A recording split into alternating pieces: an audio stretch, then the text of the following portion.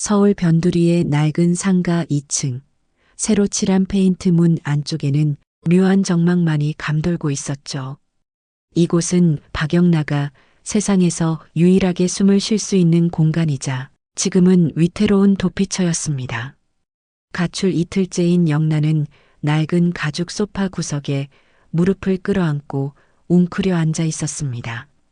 그녀의 시선은 테이블 위에 놓인 스마트폰에 고정되어 있었는데요. 마치 시한폭탄을 바라보는 사람처럼 눈동자가 잘게 떨리고 있었죠. 지잉, 지잉. 정막을 깨고 휴대폰이 다시 몸부림쳤습니다. 검은 화면 위에 하얗게 뜬 두 글자. 아빠. 그 단어가 주는 무게감은 이 좁은 작업실의 공기를 순식간에 진공 상태로 만들어버리는 듯 했습니다. 영나는 숨조차 제대로 내쉬지 못하고 화면이 꺼지기만을 기다렸습니다. 12통째 부재중 전화. 그리고 그 뒤를 이어 도착한 엄마의 문자 메시지들. 어디니? 당장 들어와라. 아버지가 아시면 어쩌려고 그러니? 화면이 다시 암전되자 그제야 영나는 참았던 숨을 토해냈습니다. 심장이 갈비뼈를 부러뜨릴 듯이 세차게 뛰고 있었어요. 집을 나온 지 고작 이틀째. 평생을 살아온 그 거대한 저택, 아버지 박진석 회장이 쌓아 올린 그 완벽하고도 차가운 성을 제 발로 걸어 나온 대가는 생각보다 혹독했습니다. 자유의 달콤함보다는 언제 잡혀갈지 모른다는 공포가 뼈마디 사이사이로 스며들고 있었으니까요. 영나의 손이 무의식적으로 태블릿 펜을 꽉 쥐었습니다. 그녀의 손끝은 하얗게 질려 있었죠. 그녀는 자신을 다독이듯 입술을 달싹였습니다. 괜찮아. 괜찮아, 박영나. 여기까지 왔잖아. 아무도 모를 거야. 아빠도 엄마도. 여기가 어딘지는 절대 모를 거야.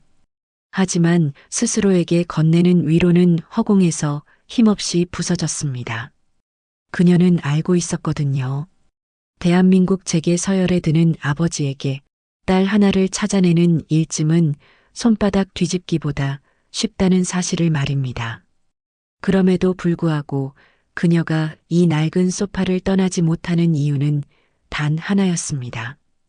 어젯밤의 기억, 그 따스했던 온기 때문이었죠. 영나는 눈을 감고 어제의 기억을 더듬어 보았습니다. 난생 처음 가본 낯선 여자의 집, 지은호라는 이름의 언니. 좁고 허름했지만 그곳에는 영나가 평생 살아온 대리석 저택에는 없는 것이 있었습니다. 보글보글 끓어오르는 찌개 냄새가 코끝을 간지럽히고 낡은 장판 위로 따뜻한 온기가 올라오던 그 집. 영나는 쭈뼛거리며 방 한구석에 앉아 있었습니다. 그런 영나에게 은호는 투박하지만 정이 듬뿍 담긴 밥상을 내밀었죠. 밥 먹어, 영나야. 도망을 치려도 배가 불러야 치지. 언니, 저 때문에 곤란해지시면 어떡해요? 우리 아빠 무서운 분이세요. 무섭긴 뭐가 무서워. 다 똑같은 사람이지. 밥 안 먹고 버티는 내가 더 무섭다 얘. 얼른 숟가락 들어. 은호의 씩씩한 목소리에 영나는 울컥 눈물이 솟구쳤습니다. 태어나서 처음 받아보는 조건 없는 호의였습니다. 격식을 차리지 않아도 되는 식탁, 소리내어 먹어도 꾸중 듣지 않는 저녁 식사. 영나는 국물을 한술 뜨며 물었었죠. 언니 제 연락 받아주셔서 고마워요. 저는 그냥 철없는 가출생일 뿐인데. 철이 없기는. 너 그림 봤어. 그거 되게 멋있더라. 그거 제 얘기 같아서 그린 거예요. 근데 현실에 저는 뛰어내릴 용기도 없어요. 용기가 왜 없어? 지금 여기 있잖아. 내 발로 걸어 나왔잖아. 그거면 된 거야. 영나야, 너는 내 인생의 조연이 아니야. 내가 그리는 만화처럼 너도 주인공이 될 자격이 있어. 그 말이 영나의 귓가에 맴돌았습니다. 영나는 감았던 눈을 뜨고 다시 작업실을 둘러보았습니다. 벽에 붙여놓은 자신의 웹툰 스케치들. 그 속의 주인공은 용감하게 탑을 탈출해 좀비들과 싸우고 있었지만 현실의 박영란은 전화벨 소리 하나에도 사시나무 떨듯 떨고 있는 초라한 모습이었습니다. 그때였습니다. 끼잉 마이너스. 창밖 도로에서 날카로운 타이어 마찰음이 들려왔습니다. 영나의 어깨가 흠칫 굳어졌습니다. 평소라면 무심히 지나쳤을 소음이었지만 지금 그녀의 신경은 날이 선 칼날처럼 예민해져 있었거든요. 그녀는 조심스럽게 블라인드 사이로 고개를 내밀어 밖을 내려다보았습니다. 검은색 세단 한 대가 건물 앞에 멈춰 서고 있었습니다. 영나의 호흡이 턱 끝까지 차올랐습니다. 익숙한 차였습니다. 번호판을 확인할 필요도 없었죠. 그 차의 육중한 검은색 광택만 봐도 알 수 있었습니다. 아버지가 보낸 차, 혹은 아버지가 타고 있는 차. 공포가 찬물처럼 등줄기를 타고 흘러내렸습니다. 다리에 힘이 풀려 주저앉을 뻔했지만 영란은 책상을 짚고 간신히 버텼습니다. 들켰어. 결국 들켰어. 도망가야 한다는 생각이 머릿속을 지배했습니다. 하지만 발이 바닥에 본드로 붙은 것처럼 떨어지지 않았습니다. 어디로 간단 말인가요? 이 2층 작업실에서 뛰어내리기라도 해야 할까요? 아니면 문을 잠그고 없는 척해야 할까요? 하지만 아버지 박진석은 문을 부수고서라도 들어올 사람이었습니다. 뚜벅, 뚜벅, 뚜벅. 계단을 올라오는 구두 소리가 들리기 시작했습니다. 규칙적이고 묵직하고 위압적인 발소리. 그 소리는 점점 가까워져 오며 영나의 심장 박동과 박자를 맞추고 있었습니다. 영나는 휴대폰을 가슴에 품고 뒷걸음질 쳤습니다. 등이 차가운 벽에 닿았습니다. 더 이상 물러날 곳이 없었죠. 그녀는 시선을 문고리에 고정한 채 입술을 피가 나도록 깨물었습니다. 문고리가 천천히 돌아가기 시작했습니다. 철컥. 그 금속음이 마치 영나의 짧았던 자유에 사형 선고를 내리는 망치 소리처럼 들렸습니다. 영나는 눈을 질끈 감았습니다. 어두컴컴한 작업실 안 문틈 사이로 복도의 빛이 칼날처럼 파고들었습니다. 그녀는 속으로 간절히 빌고 또 빌었습니다. 제발, 제발 아버지가 아니기를. 그저 잘못 찾아온 택배 기사이기를. 아니면 차라리 꿈이기를. 하지만 현실은 언제나 그녀의 바람보다 냉혹했습니다. 문이 벌컥 열리며 익숙하고도 두려운 실루엣이 드러났을 때 영란은 자신이 다시 그 높고 차가운 탑 속으로 끌려 들어가게 될 것임을 직감했습니다. 그것은 박영나의 찬란하고도 짧았던 이틀간의 반란이 끝나는 소리였습니다. 사랑하는 여자를 지키고 싶은 남자의 마음은 때로 거대한 벽 앞에서 무력해지기도 합니다. 문이 뜯겨나갈 듯 열리고 박진석 회장이 들어섰을 때 이지환은 본능적으로 영나의 앞을 막아섰습니다. 하지만 그 당당했던 어깨는 곧 짓눌리고 말았죠. 그의 심장은 터질 듯 요동치고 있었어요. 두려움 때문이 아니었습니다.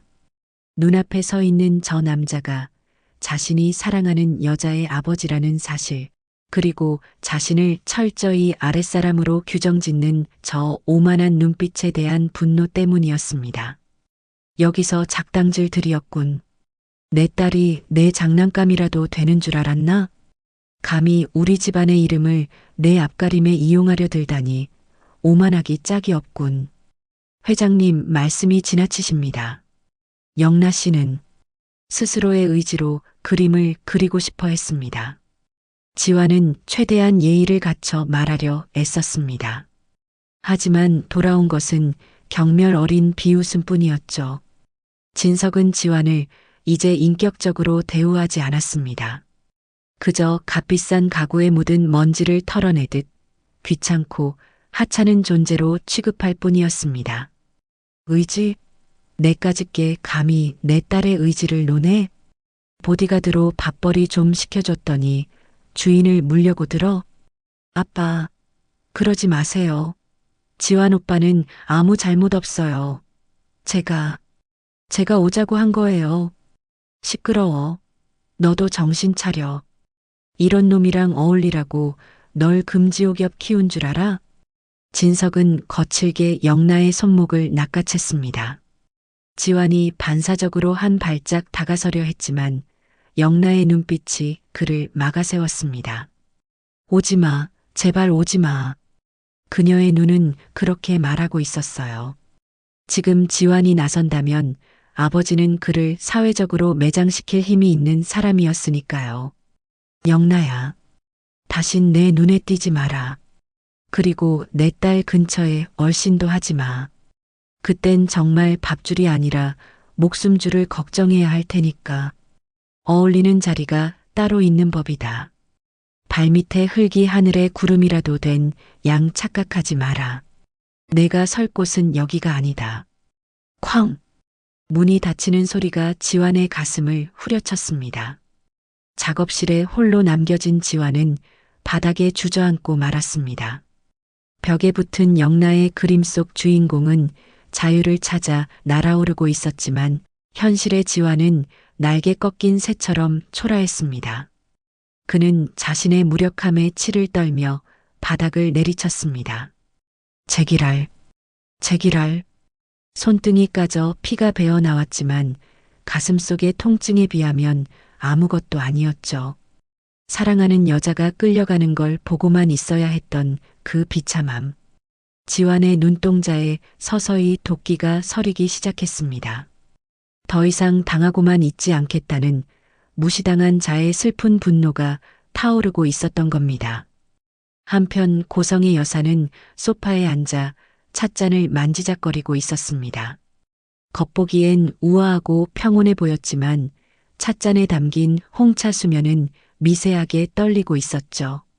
그녀의 머릿속은 복잡하게 얽힌 실타래 같았습니다. 영나가 잡혀왔어. 다행이야. 더 큰 사고를 치기 전에 데려왔으니 망정이지. 성인은 스스로를 위로했습니다. 그녀에게 가족이란 완벽하게 연출되어야 하는 연극 무대와도 같았습니다. 남편 박진석은 권위 있는 왕, 자신은 현명하고 자애로운 왕비, 그리고 아이들은 그 명예를 빛내줄 아름다운 장식품이어야 했으니까요. 그런데 그중 하나인 영나가 대본을 이탈하려 하고 있었습니다. 현관문이 열리고 진석이 영나를 거실 바닥에 내동댕이 치듯 밀어 넣었습니다. 옆에 있던 성재가 놀라 일어섰고 성희도 황급히 다가갔습니다. 여보, 진정해요. 애 놀라겠어요. 영나야, 너도 그렇지. 아빠한테 잘못했다고 빌어. 응? 저는 잘못한 거 없어요. 영나야, 너 왜 그래? 일단 아빠 화부터 풀어드려야지. 오빠도 가만히 있어. 엄마, 아빠, 오빠. 다 똑같아. 내가 인형이야? 숨도 내 마음대로 못 쉬게 하고 입고 싶은 옷, 하고 싶은 일, 만나고 싶은 사람. 다 엄마 아빠 기준에 맞춰야 하잖아. 이게 어디서 말대꾸야. 널 위해서야. 내가 밖에서 험한 꼴 안 보고 귀하게 살게 하려고. 진석의 고함 소리가 거실 샹들리에를 흔들었습니다. 하지만 성희를 불안하게 만든 건 남편의 화가 아니었습니다. 영나의 눈빛이었습니다. 한 번도 본 적 없는 도끼로 가득 찬 저 눈빛. 마치 무언가를 터뜨릴 것만 같은 저 위태로운 입술. 성희의 본능이 경고음을 울렸습니다. 막아야 해. 저 아이가 입을 열기 전에 막아야 해. 날 위해서라고요? 아니요. 아빠 체면을 위해서겠죠. 엄마의 그 우아한 사모님 놀이를 위해서겠죠. 영나야, 말이 심하구나. 썩 들어가지 못해? 엄마, 왜 그렇게 겁을 먹어요? 내가 무슨 말이라도 할까 봐요? 성희의 심장이 덜컥 내려앉았습니다. 오랫동안 묻어두었던 비밀. 그 시커먼 진실이 묻힌 무덤 위를 영나가 서성거리고 있었습니다. 제가 어제 누구랑 있었는지 아세요? 엄마는 알잖아요. 엄마가 그렇게 싫어하는 그 웹툰, 그거 하게 해준 언니요.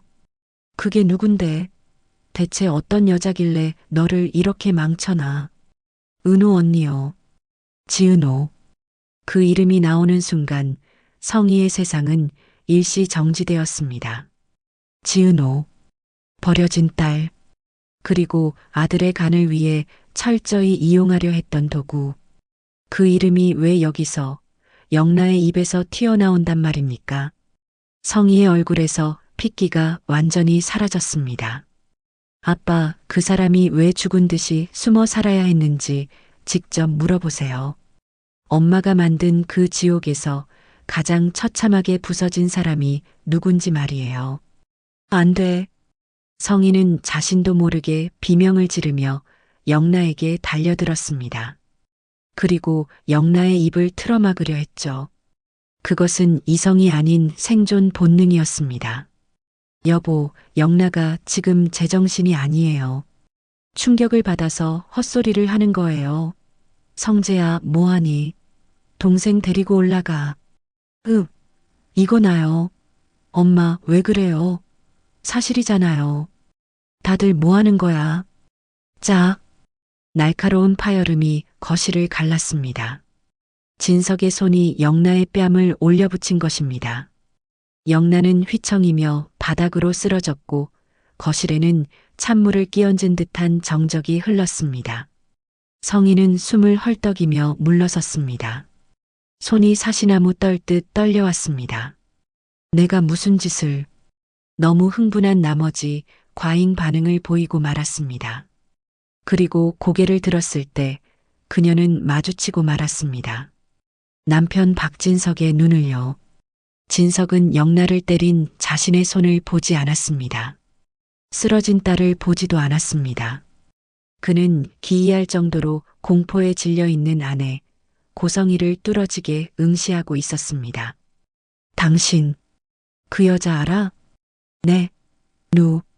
누구요? 지은호라는 여자 말이야. 왜 영나가 그 여자 얘기를 꺼내자마자 그렇게 기겁을 해? 마치 귀신이라도 본 사람처럼. 성희는 숨이 턱 막혔습니다. 입안이 바싹 말라왔죠. 남편의 저 눈빛은 사업가로서 수많은 협상 테이블에서 상대를 간파해내던 바로 그 맹수의 눈빛이었습니다. 그간 쌓아온 신뢰의 탑에 미세하지만 치명적인 균열이 가기 시작했습니다. 무슨 말씀을 그렇게 하세요? 전 그냥 영나가 당신한테 대드는 게 겁이 나서.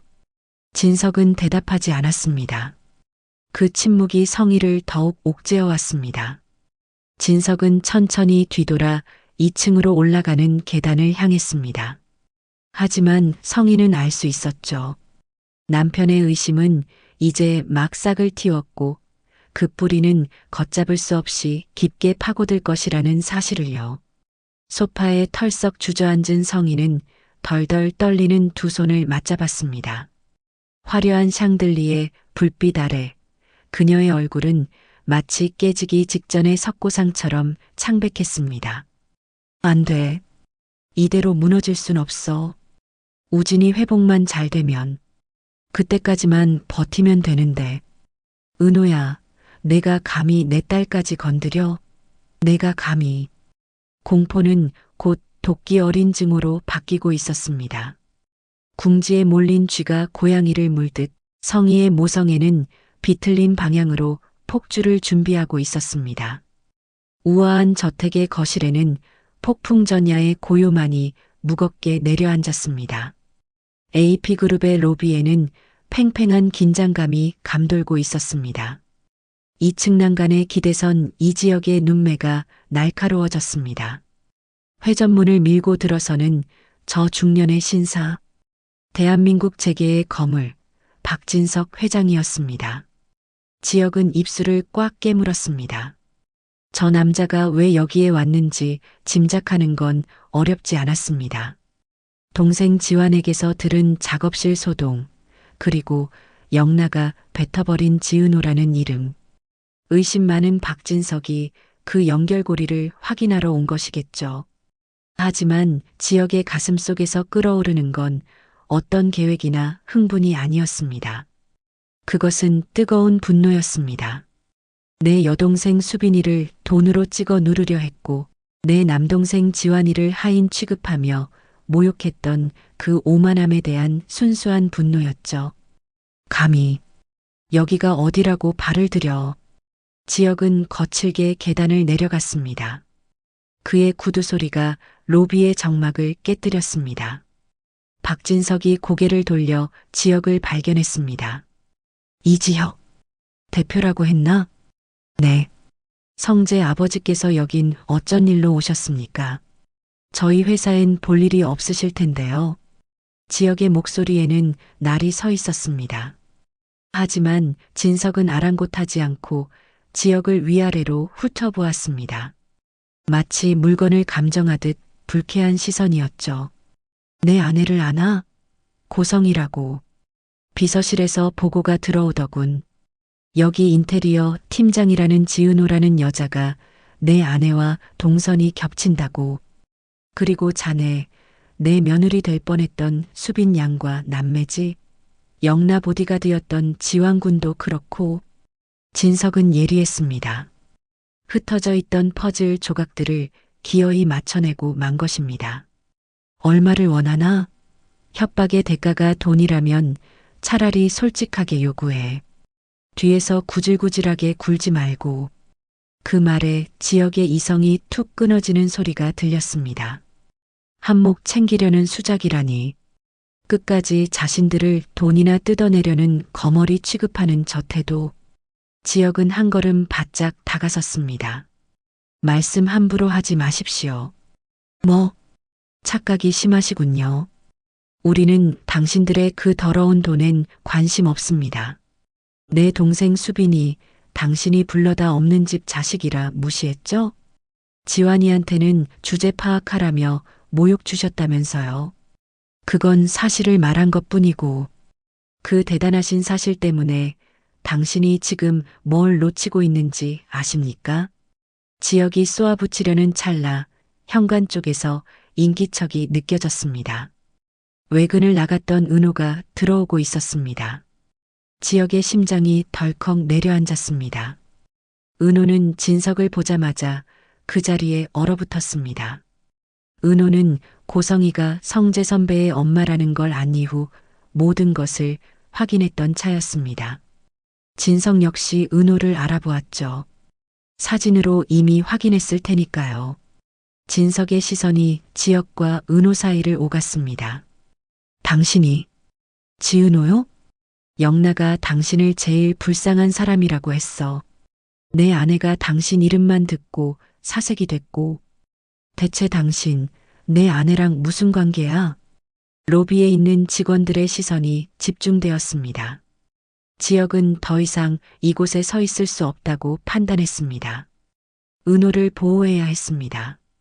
그리고 기왕 이렇게 된 거 진석이 그토록 알고 싶어하는 진실을 낱낱이 보여주기로 결심했습니다. 그것이 잔혹한 현실일지라도 말이죠. 올라가시죠. 여기서 떠들 이야기가 아닙니다. 회의실의 문이 닫히자 무거운 침묵이 내려앉았습니다. 지역은 은호의 곁에 섰습니다. 그녀가 쓰러지지 않게 지탱해주는 버팀목처럼요. 진석은 상석에 앉지도 못한 채 서성거렸습니다. 말해봐요. 무슨 협박을 받았길래 성희가 그렇게 떠는 거요? 돈이요? 회장님 머릿속엔 돈밖에 없습니까? 당신 아내가 저지른 짓은 돈으로 해결될 문제가 아닙니다. 그럼 뭔데? 회장님. 은호가 힘겹게 입을 열었습니다. 지역은 주먹을 꽉 쥐고 그녀를 바라보았습니다. 할 수 있어. 저 사람도 알아야 해. 눈빛으로 응원을 보냈죠. 한우진 씨. 회장님 아드님 맞죠? 우진이 이야기가 갑자기 여기서 왜 나오나? 회장님 아들 한우진 씨. 저와 생년월일이 같습니다. 진석의 미간이 좁혀졌습니다. 우진이랑 동갑이라는 게 뭐 대수라고. 한우진과 정 같은 날 같은 배에서 태어난 한 몸이었어요. 하지만 당신 아내는 한쪽만 선택하고 남은 쪽은 기억에서 지워버렸죠. 순간 진석의 표정이 기괴하게 일그러졌습니다. 마치 이해할 수 없는 외국어를 들은 사람처럼 멍한 표정을 짓더니 이내 헛웃음을 터뜨렸습니다. 그것은 명백한 거부였습니다. 하, 지금 뭐라고 했나? 쌍둥이, 내 아내 성희가 낳은 아이는 우진이 하나야. 어디서 감히 그런 터무니없는 거짓말을 해? 진석의 얼굴이 분노로 붉게 달아올랐습니다. 그는 이 상황을 자신을 향한 모욕으로 받아들이고 있었습니다. 감히 내 아내를 모함해? 성희는 세상에서 제일 헌신적인 엄마야. 우진이가 아플 때 며칠 밤을 새우고 영나를 친자식보다 더 아꼈어. 그런 사람이 자기 자식을 버렸다고? 진석은 삿대질까지 하며 고함을 질렀습니다. 지역은 그 필사적인 부정을 보며 연민을 느꼈습니다. 저것은 믿음이 아니었습니다.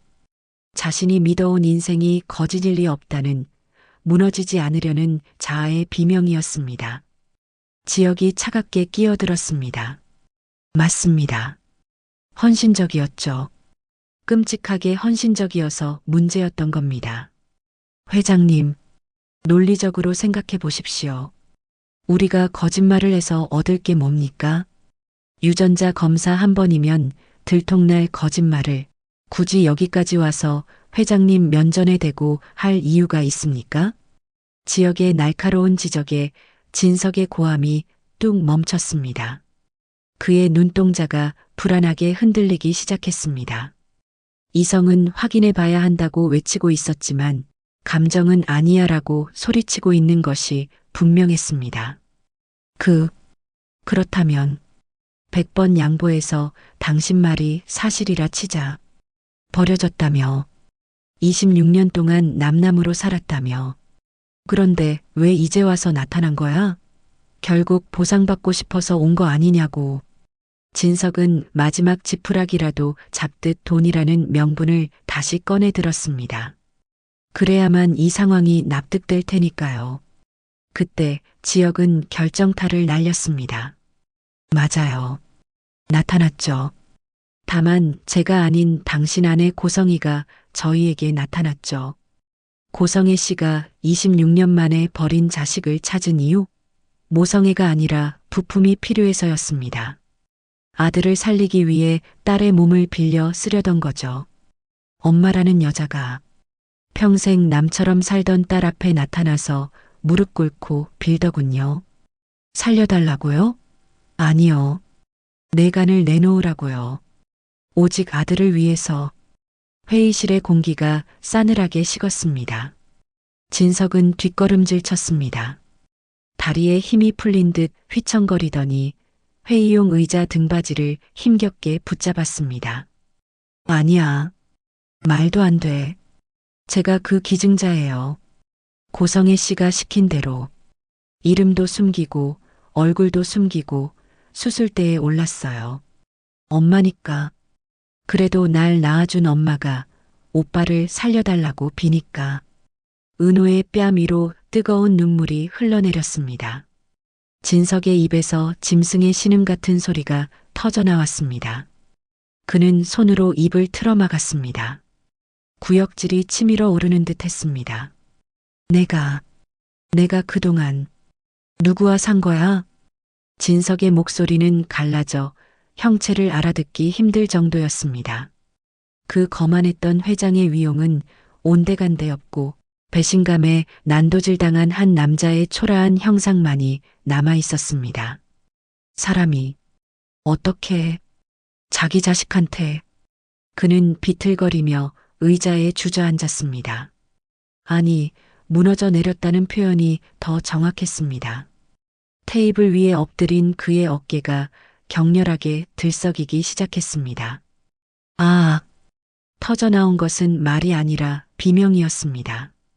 자신의 인생이 사랑했던 아내와의 추억이, 그 모든 행복했던 시간들이 실은 시궁창 위였음을 깨달은 자의 처절한 절규였습니다.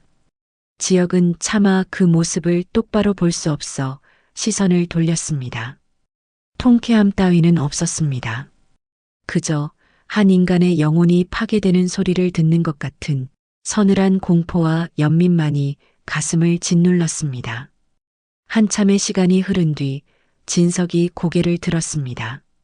눈은 핏발이 서붉게 충혈되어 있었고 얼굴은 눈물과 콧물로 범벅이 되어 있었습니다. 그는 손을 뻗어 은호의 소매 끝을 잡으려다 차마 닿지 못하고 허공에서 멈췄습니다. 감히 만질 자격조차 없다는 듯이 미안하다. 미안하다는 말조차 너에게는 먼지 같겠구나. 그것도 모르고 이곳에 와서 행패를 부렸나 보오. 내가 오늘 집에 가서 그 여자의 죄를 물을 거요. 하지만 그 여자는 교묘하게 빠져나가려 하겠지. 그러니 당신들이 진실을 말해줄 수 있겠소? 내가 흔들리지 않게 진실을 말해주시오. 지역은 진석의 눈을 들여다보았습니다. 거기엔 배신감에 불타는 남자의 서늘한 살기가 서려 있었습니다. 지역은 은호를 돌아보았습니다. 은호가 천천히 고개를 끄덕였습니다. 알겠습니다. 회장님이 진실을 바로잡으시겠다면 저희가 돕겠습니다. 지역은 잡은 손에 힘을 주었습니다. 진실을 알게 된 피해자 가족들이 비틀린 모성애라는 공공의 적을 향해 맺은 슬픈 연대였습니다. 창밖으로 붉은 노을이 지고 있었습니다. 지역은 생각했습니다.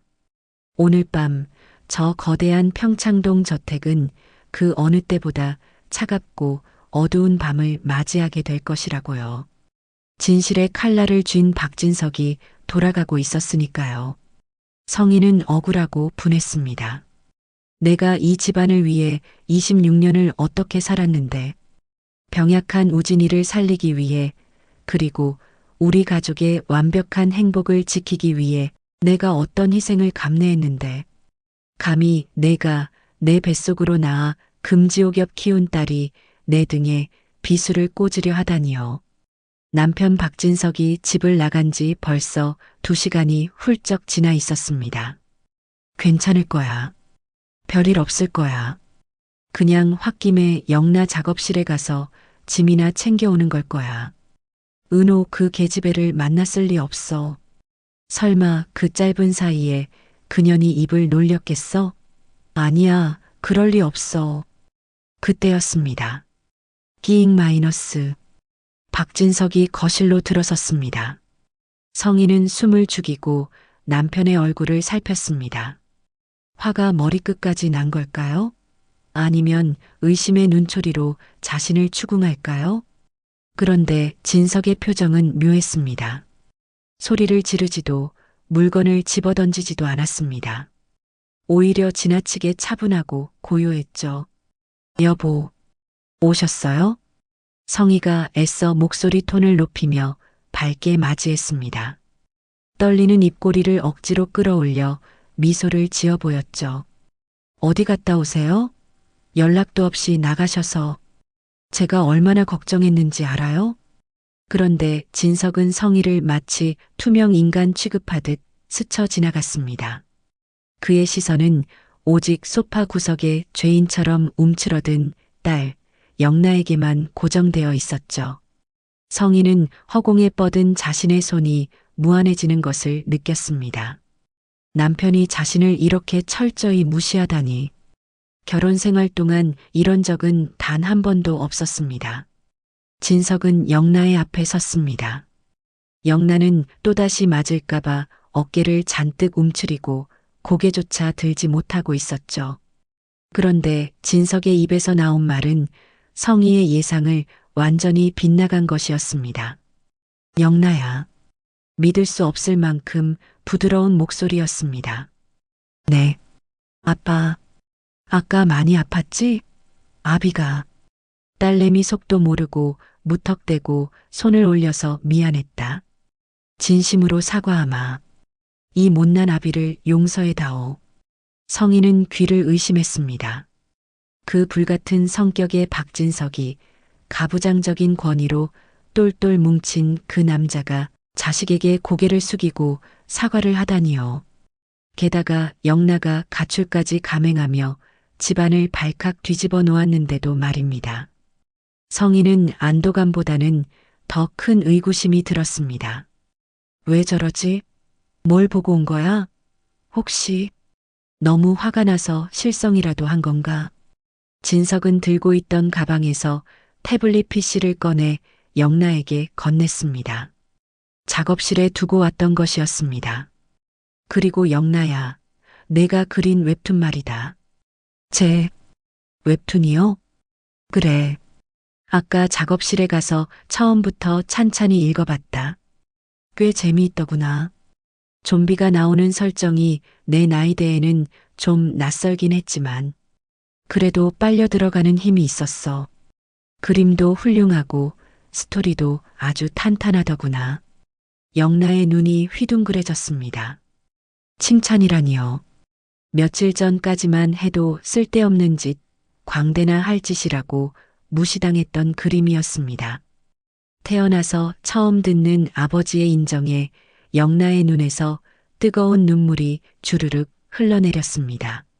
아빠, 그 모습을 지켜보던 성희는 그제야 가슴을 쓸어내렸습니다. 막혔던 숨통이 트이는 것 같았죠. 다행이다. 정말 천만다행이다. 작업실에 가서 그림만 보고 온 거야. 은호나 그 건방진 이지혁을 만난 게 아니야. 그냥 딸의 재능을 보고 마음이 풀린 거야. 그럼 그렇지. 내 남편이 나를 놔두고 남의 말을 믿을 리가 없지. 성희의 온몸에서 긴장이 탁 풀리며 다리에 힘이 빠졌습니다. 그녀는 안도의 한숨을 몰래 내쉬며 진석에게 다가갔습니다. 이제 다시 평화로운 가정으로 완벽한 나의 왕국으로 돌아갈 수 있을 것 같았습니다. 이 기회를 놓칠세라 성희가 웃으며 거들었습니다. 여보, 잘 생각하셨어요. 영나가 재능이 있다니까요. 저도 늘 속으로는 응원하고 있었어요. 당신이 하도 반대하니까 말은 못했지만 성희는 이 분위기에 편승의 점수를 따고 위기를 넘기려 했습니다. 그런데 진석이 천천히 고개를 돌려 성희를 바라보았습니다. 그 눈빛, 성희는 그 자리에서 얼어붙고 말았습니다. 감정이라는 것 자체가 말살된 듯한 서늘하고 건조한 눈동자가 그녀를 꿰뚫고 있었기 때문입니다. 마치 도살장에 끌려온 가축을 바라보는 백정의 눈빛 혹은 더러운 오물을 내려다보는 경멸의 시선 같았습니다. 근데 영나야. 진석은 시선은 성희에게 고정하여 그녀를 올가맨 채 말은 영나에게 건넸습니다. 그 기묘한 엇박자가 성희를 공포의 구렁텅이로 몰아넣었습니다. 거기 그런 스토리를 좀 추가해 볼 수 있겠니? 무슨 스토리요? 영나가 눈물을 닦으며 물었습니다. 거실의 공기가 순식간에 납덩이처럼 무겁게 가라앉았습니다. 진석의 입꼬리가 비릿하게 올라갔습니다.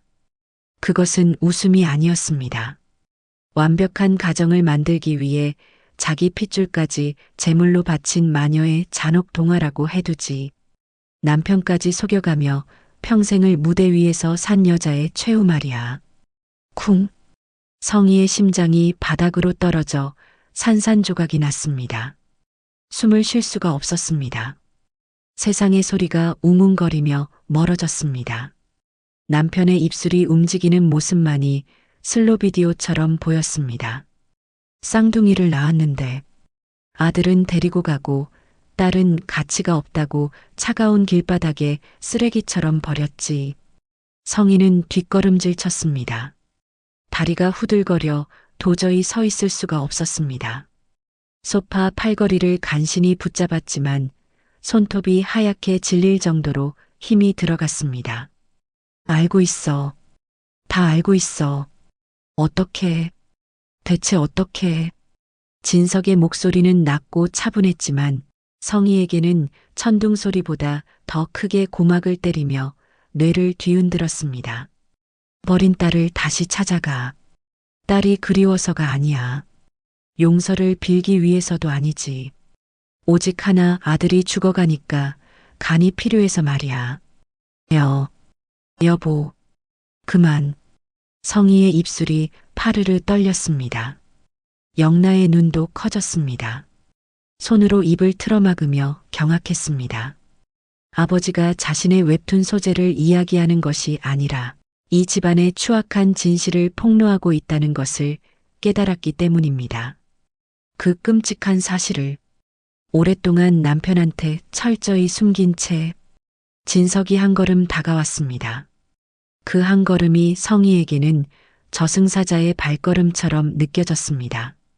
성희는 더 이상 버티지 못하고 소파 아래로 주저앉고 말았습니다.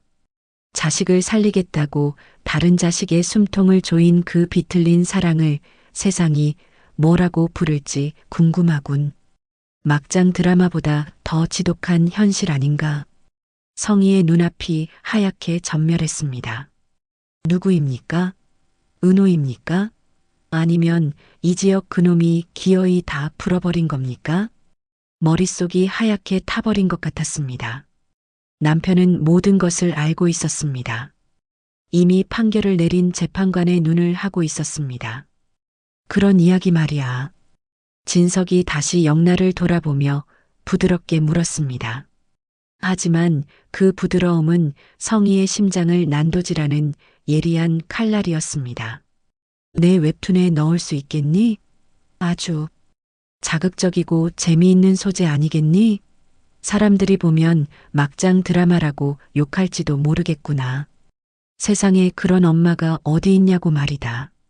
영나는 태블릿을 꽉 껴안으며 와들와들 떨었습니다. 네, 아빠. 성희는 고개를 세차게 저었습니다. 아니야, 이건 꿈이야. 말도 안 돼. 내가 어떻게 지킨 가정인데. 내가 우진이를 어떻게 살려냈는데. 하지만 남편의 경멸 어린 눈빛은 이것이 피할 수 없는 지독한 현실임을 잔인하게 말해주고 있었습니다. 거실에 덩그러니 남겨진 성희는 두 손으로 얼굴을 감쌌습니다. 비명조차 지를 수 없는 공포와 절망이 그녀를 집어삼켰습니다. 화려했던 샹들리에 불빛이 비수처럼 쏟아져 내리는 밤. 고성희의 왕국은 그렇게 단 한마디의 변명도 못한 채 처참하게 붕괴되고 있었습니다. 째깍째깍. 무심한 시계 초침 소리만이 파멸을 향해 가는 시간을 재촉하고 있었습니다. 가면이 벗겨진 고성희가 던질 마지막 승부수는 무엇일까요? 박진석의 차가운 복수가 어디까지 이어질지 여러분의 날카로운 분석을 댓글로 기다립니다. 구독과 좋아요도 부탁드립니다. 감사합니다.